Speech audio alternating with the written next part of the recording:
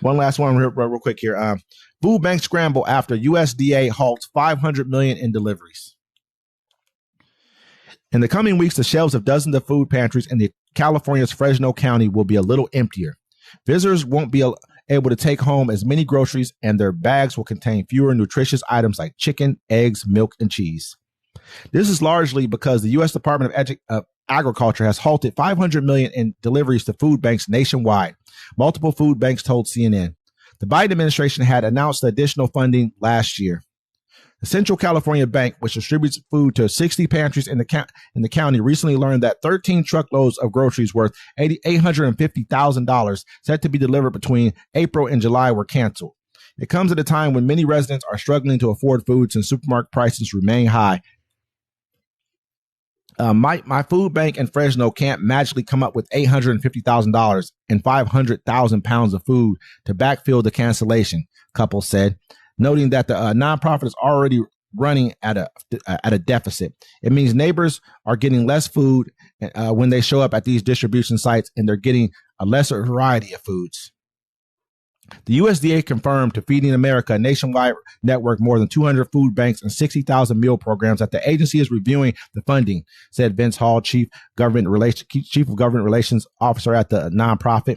It's our hope that in the review we will conclude with the decision to continue investing CCC Commodity Credit Corporation dollars in future purchases, Hall said, noting that food banks from coast to coast are in danger of not having enough items to meet the need. The problem is particularly acute in rural areas where food banks rely even more on government supplied groceries.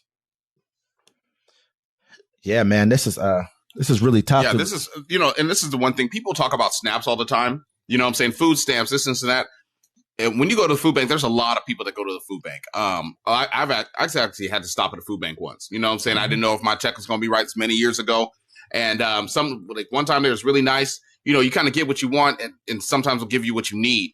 You know what I'm saying? But like once they stop funding these, then you're going to see that's a real problem. And like I've been saying before, bro, this should have been fixed a long time ago, many administrations ago. Mm-hmm. You know what I'm saying? But it hasn't. Hopefully the states are able to pick it up and pick up the slack, but they can't. You know what I'm saying? That's like 10 million per state. I mean, if you want to break it down, though, even though we know that no state is equal, California is going to take a bigger burden, have the largest population, in the country of people. Also, with that comes probably the largest number.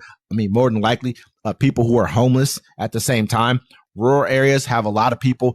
They have probably a higher percentage of their population is food deficient in rural areas. I mean, so they can look at it. California has all these people there who are homeless.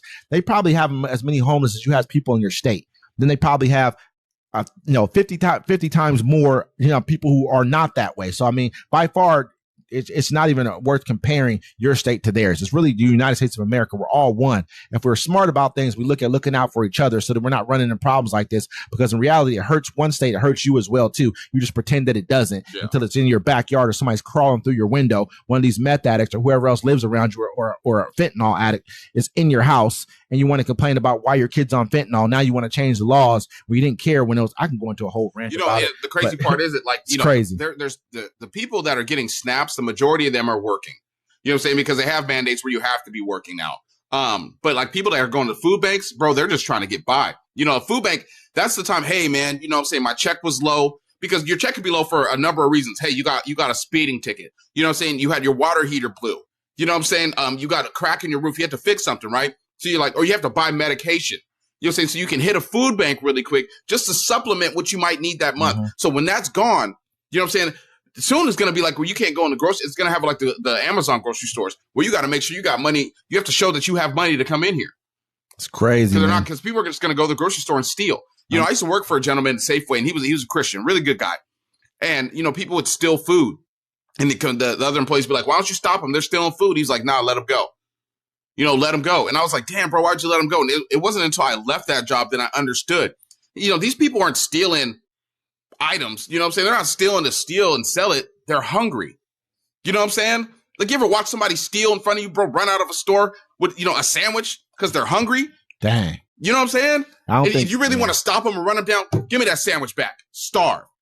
But I also saw Safeway when the freezers broke, right? And everything in the freezers, they had to throw it away. So they took it all. I was like, you guys going to cook it and just give it away? They're like, nope. They took it all, threw it in the dumpster, and they had people guard it until the dump truck came. That's crazy. Capitalism.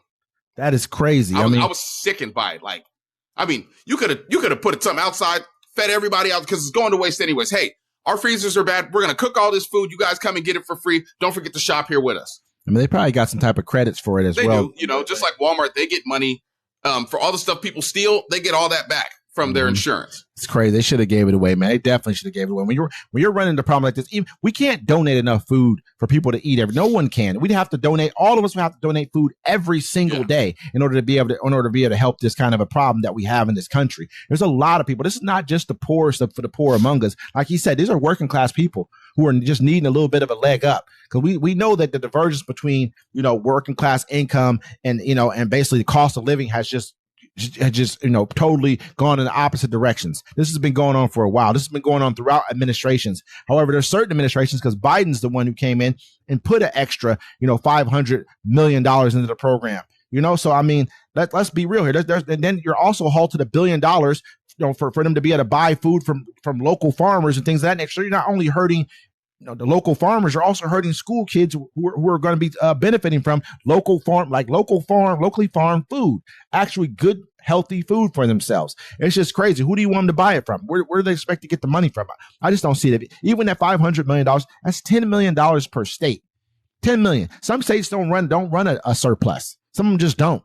You know what I mean? Like it is what it is. 10 million extra dollars is going to be crazy for them to come up with. It's going to be up to the states to supplement it. You know what I'm saying? I mean, like, it's going to be hard to come up with 10 million, but some states, like, you have the resources. Like here, we have enough bakeries that are going to throw. Usually, a lot of the food that I see go to the food banks, they're donated from local businesses. Mm-hmm. You know what I'm saying? So it's going to be up to the states. You're going to have to grow more crops. You know what I'm saying? You're going to have to go to more bakeries. So, let me ask you this question. So say like that money that he's putting into these places, they're able to buy the stuff that's going to go bad at a discounted price. Yeah.